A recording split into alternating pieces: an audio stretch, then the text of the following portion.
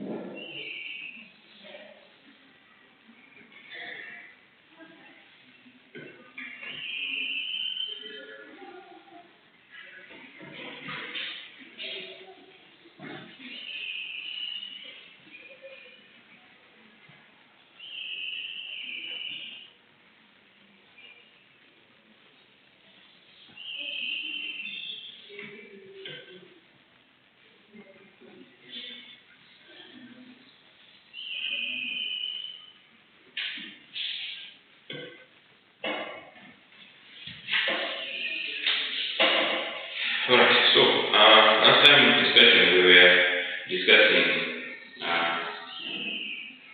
packing requirements, where we saw packaging and packing. And in the discussion we saw that we have different types of packaging materials depending on the nature of the goods, the needs that are there, and the nature of the goods, the quantity, and of course the needs. So we choose which kind of packaging material to use accordingly.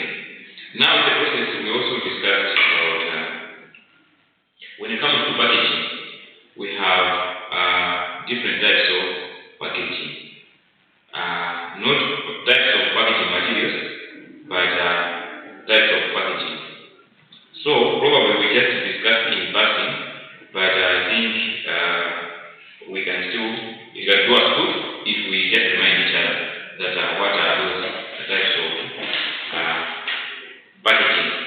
So one we said is primary packaging, and secondary is what? Secondary packaging, and later we said is tertiary packaging.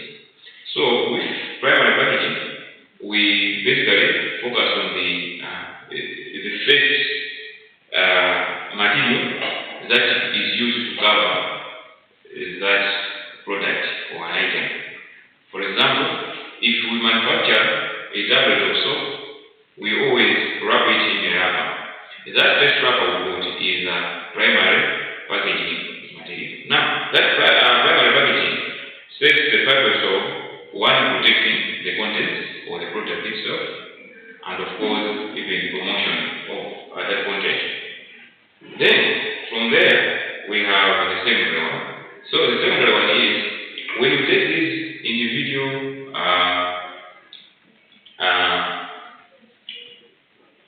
products, for example a tablet of soap, then we take those tablets of soap, we put them together, we group them, and again we find another wrapper and wrap them.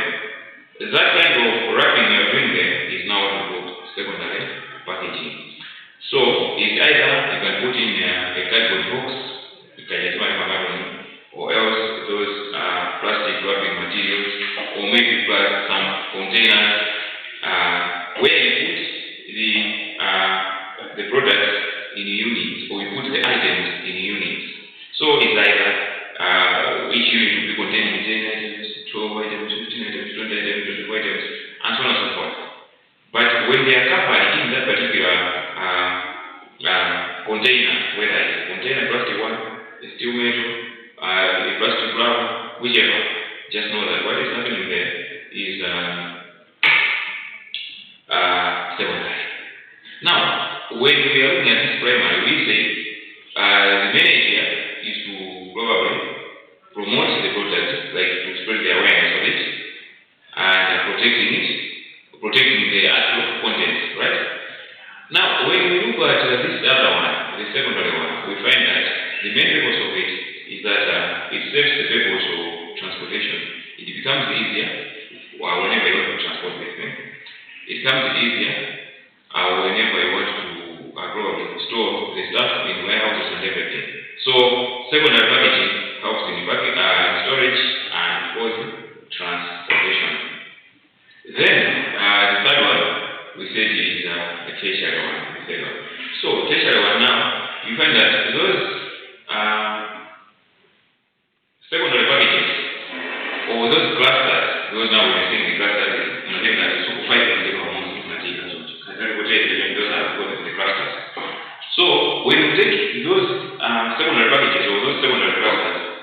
them together onto a larger cluster. That one we call it tertiary. So you might have seen that in warehouses they always put pellets.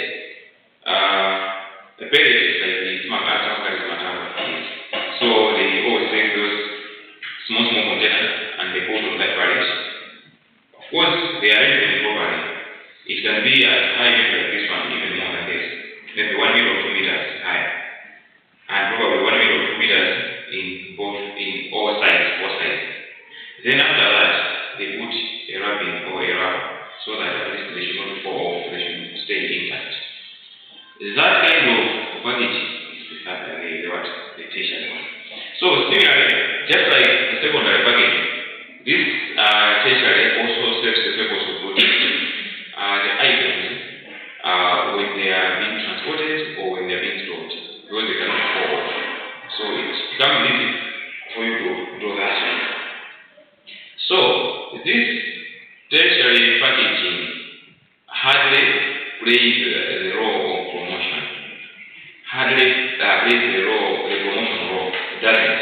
If I do it does, but to a very small extent. Why? Because promotion is not about a bottle or else that particular item. This is beauty.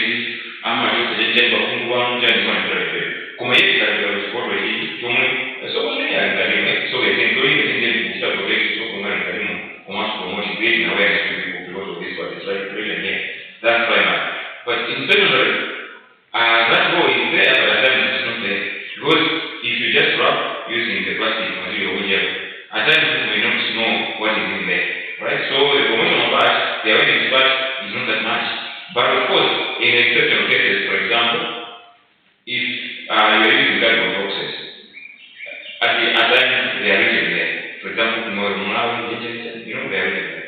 So, but now with tertiary, okay?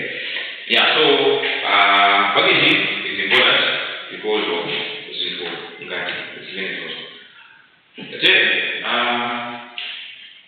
in case somebody else elsewhere asks you to say, guys, what do you think is the main reason why, or the main importance of packaging? Point many survey why it helps to promote or create awareness of what is there. Packaging is.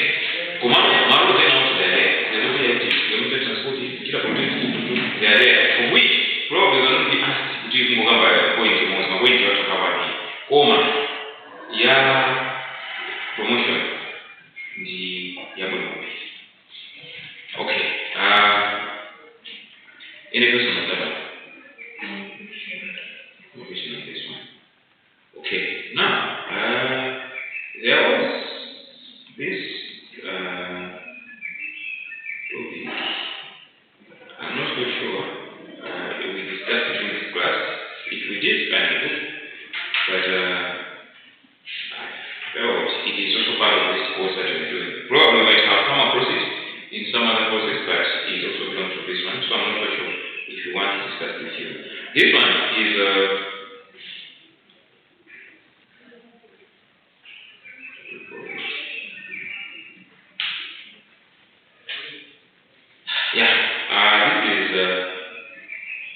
logistics resources in international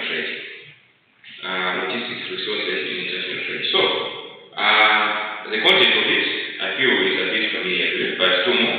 Let's look at it, and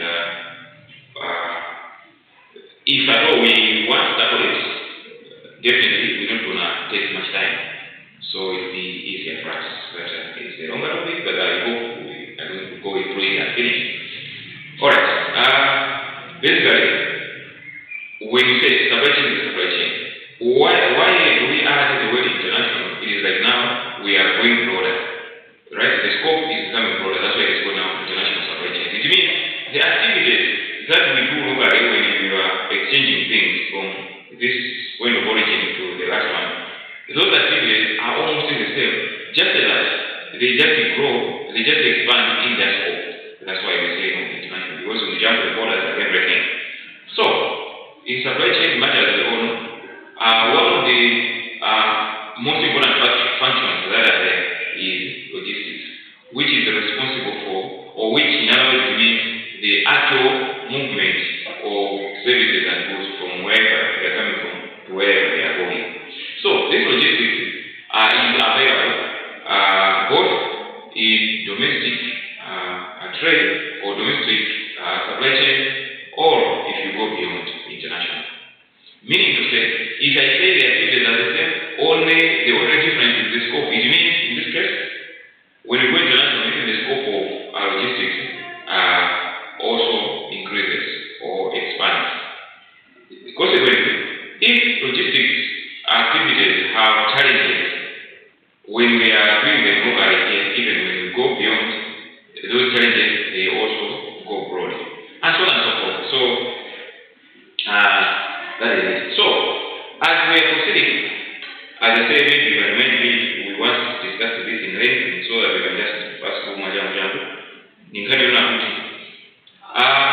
Since doing business across your borders is almost very complicated, it requires a lot of time, a lot of things to consider or take care of.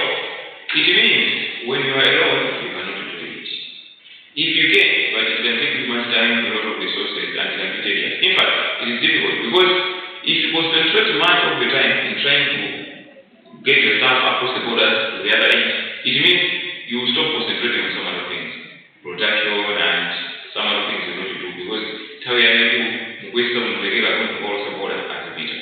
So in view of that, there came this other necessity, this other player who came in between you and your customer, who is abroad elsewhere, right? Your customer is in Dubai. You are here. Looking at the complexities that are involved in pushing your goods from here to that your customer in Dubai, another player came into the equation to make it easier for you, right? Who is this one? Who is this player who comes in between you and the other, your customer abroad?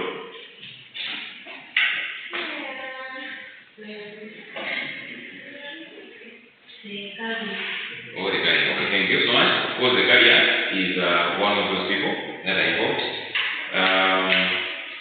Who else? But now, the carrier, yeah, the carrier is fine. Any other, everything.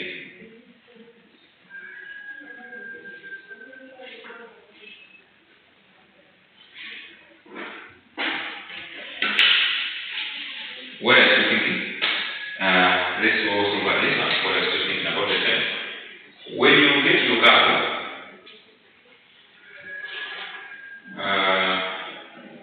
this cargo is about to be shipped elsewhere, right? You want to ship it to Dubai. It is called a shipment. This cargo that is being shipped or that is being exported elsewhere, in this case, we go into this one. Either we are using water transportation or air transportation. How are you? I'm good. Come on, you and that's the house. Please come, please. By the way, what's wrong with you just mocking my students here? What's wrong with you that you are here mocking my students? How many? Even this one. Come on, but the problem is, some branches, when you put them on, the dream that you're going to dream them again. So horrible. You start dreaming, I'm dying here. So please don't bring them branches.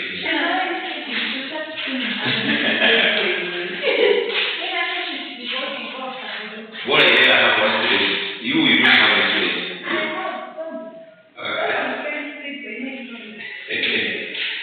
Okay, so I was saying, the cargo that is being exported elsewhere, we go it now a shipment, right? Yeah. Now, whether we are using water transportation, air transportation, or whichever, that one is also for that shipment now, as it is boarding, whether it is a ship or a plane, it is called freight.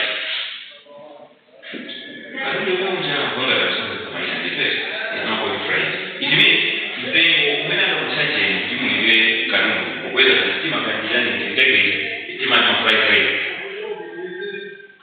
So fried in the round of the flag one of the now the one teacher is the fried rice.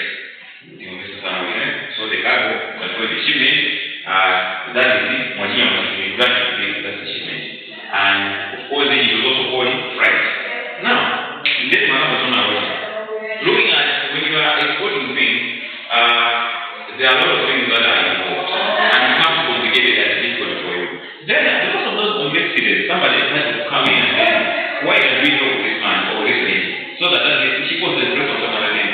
Now we handle some of the things she handles. Is that it? Yeah. Now, some of the things that you handle whenever you want to take your stuff elsewhere is to meet the carrier. Giro ni mapia ndio msaka transport amini ngalo ndio job okay giro inafanya vitu kama ndio kama kadu ina tunalima pesa kina kwa kike kama muna giro ina ndio ndio kusosa kama container kwa sababu container ni wapi amini wewe kama container kama mfano you get those container from wherever and follow you put your stuff in there a lot of things and there's paperwork. You need to go to my you need to go to this office, you do this, you need to go to this. Those are some of the things that you do when you're exporting. For this freight to go where it's going, for the shipment to be done, you need to do all those things. Okay? Now, since they are complex, another individual can be, and that one is the one who is responsible for forwarding this freight.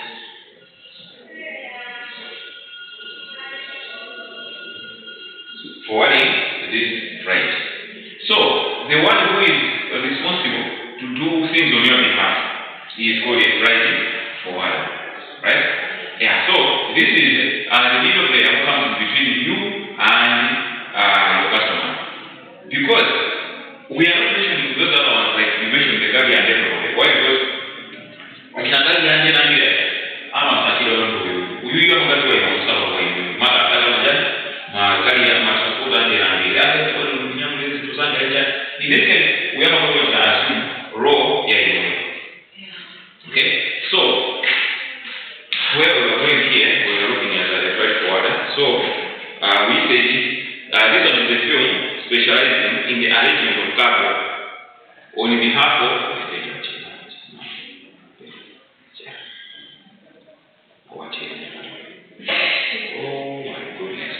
yeah, so we say is a film specializing in the arrangement of cargo on behalf of the shippers. So in most cases, freight forwarders provide a variety of supply chain services. So a freight forwarder will provide things like ocean and air, freight transportation, inland transportation, preparation of documents, warehousing, storage, consolidation and deconsolidation, cargo insurance, customs compliance, and so on and so forth. So this is this lesson. I think did I tell you on the notes that I sent you just a few days ago? Let me check. So that the amount of books and stories is not very helpful. Let me just check.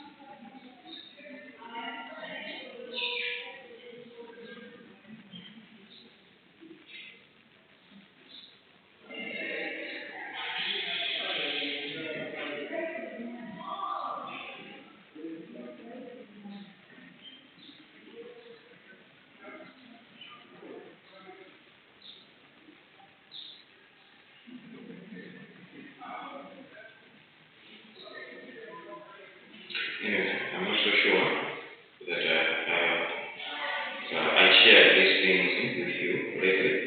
I don't know if you can check on your checking your Facebook.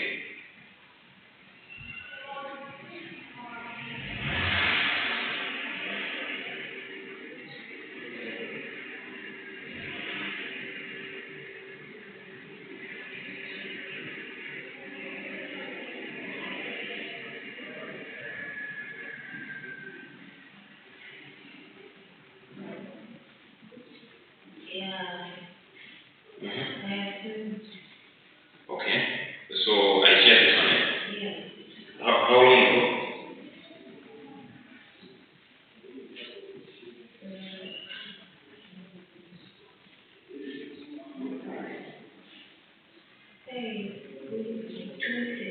Maybe some weeks ago. Okay. Sure. Just reach.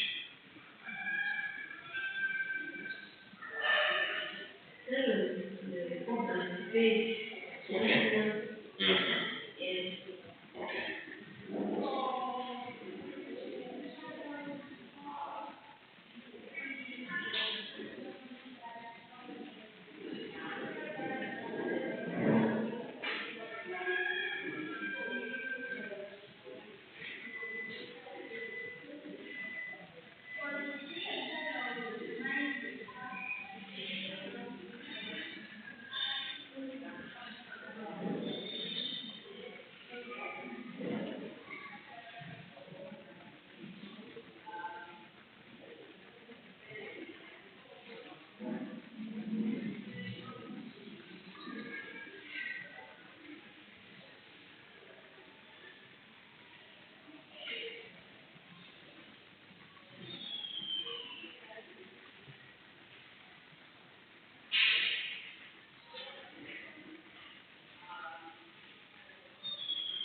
But I thought today we were supposed to start the unit 8, joint explanation procurement.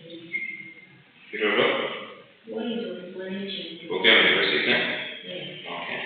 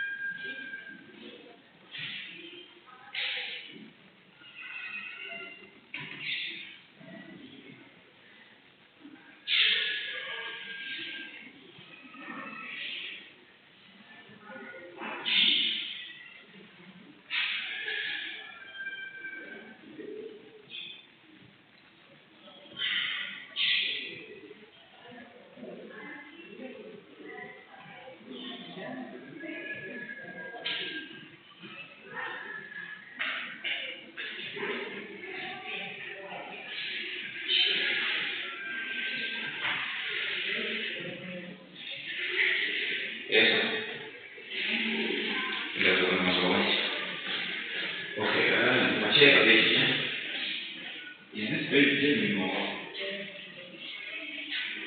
Yeah.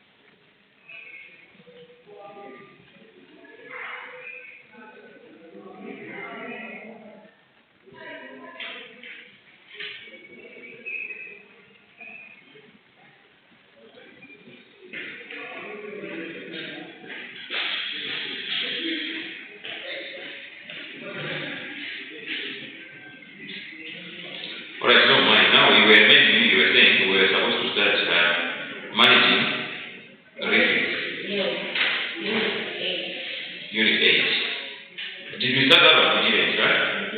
Alright, okay. So let's go to that one. Thanks for that beautiful reminder.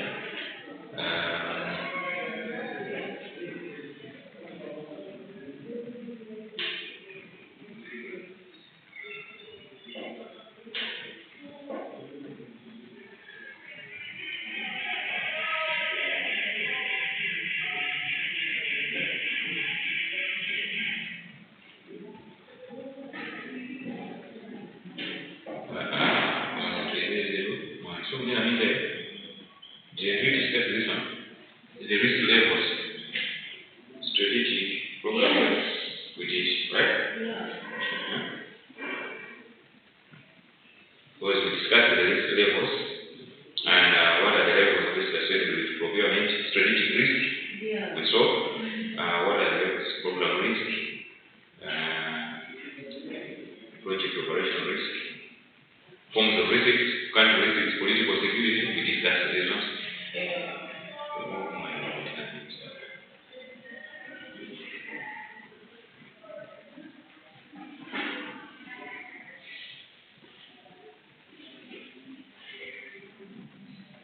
So this one,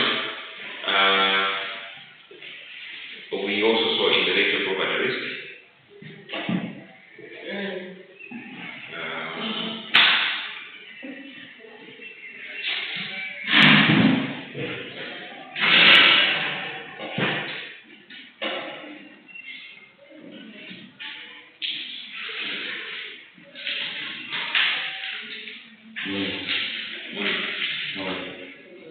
I'm good. How are you?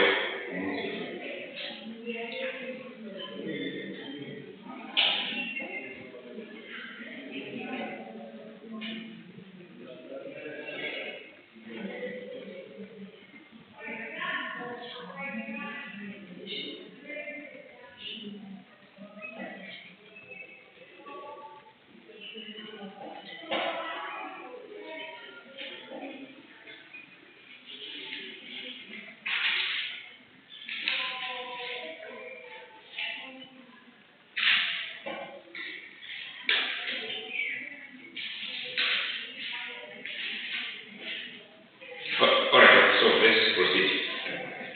Now, based on those three levels of risks that we saw, strategic and program and the one at the bottom, operational, we find that procurement risk falls under the second one, isn't it? Because it is procurement managers that are responsible for effecting such kind of activities. So if it can occur in that layer or in that level, when it comes to procuring, it's like misprocuring, over procuring, or under procuring. Those things can always happen. So such kind of risks can occur in that second level. Now, such kind of risk can still be managed through a number of ways. Now, what are those ways through which we can eliminate, we can manage the risks associated with procurement? When it comes to procurement, once again I say, some of the risks that are associated with it may include under procurement, over procurement, and probably misprocurement. Those are some of the things that can happen. Instead of procuring the right thing, you procure the wrong thing. Instead of procuring the right quantity, you take the wrong quantity. That is probably a higher quantity, higher than what you were expecting to do, or lower than what you were expected to do. So that is under procurement or over procurement. So those are risks because they can cost you. They will cost that your organization in one way or the other. So how do we manage that one? Then one way through which you can manage this one is elimination. Elimination is one way through which you can manage such kind of risk.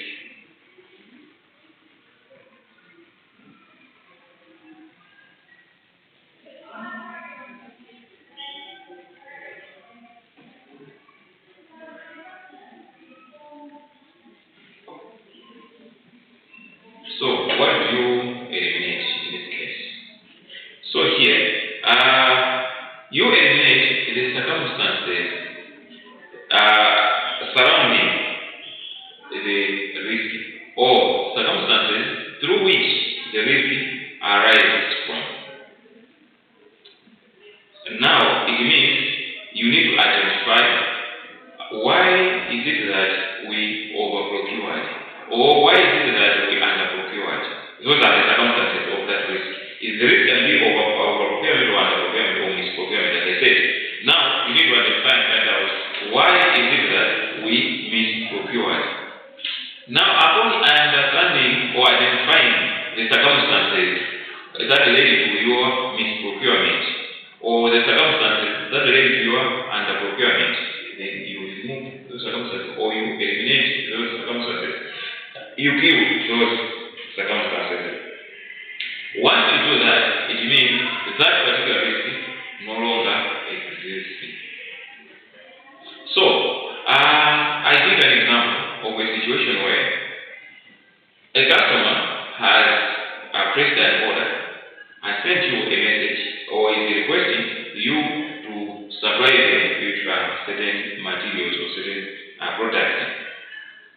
To avoid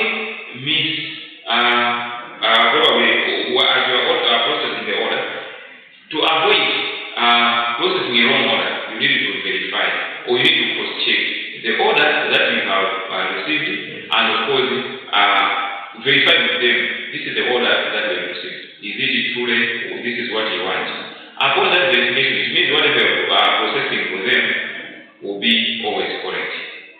Similarly, when it comes to you procuring from those people, before procuring, you get instructions from the user department through those other agencies. Now, before you do that, you have to verify with the user department. Oh, so this is what you want, specifications and everything. Once that verification is there, it means as you are proceeding, whatever you're going to get from them is correct, will always be correct in terms of quantity, specification, quality, costing, and everything. So that's one way through which you can eliminate that particular problem. So now we are assuming that the problem was to the quantity. The specification you need to cross-check. Once you have verified the quantity, but the specification you need to cross-check, it means what will happen is that the risk associated with quantity will be removed for good. But the risk associated with probable specifications will still be there. So once you have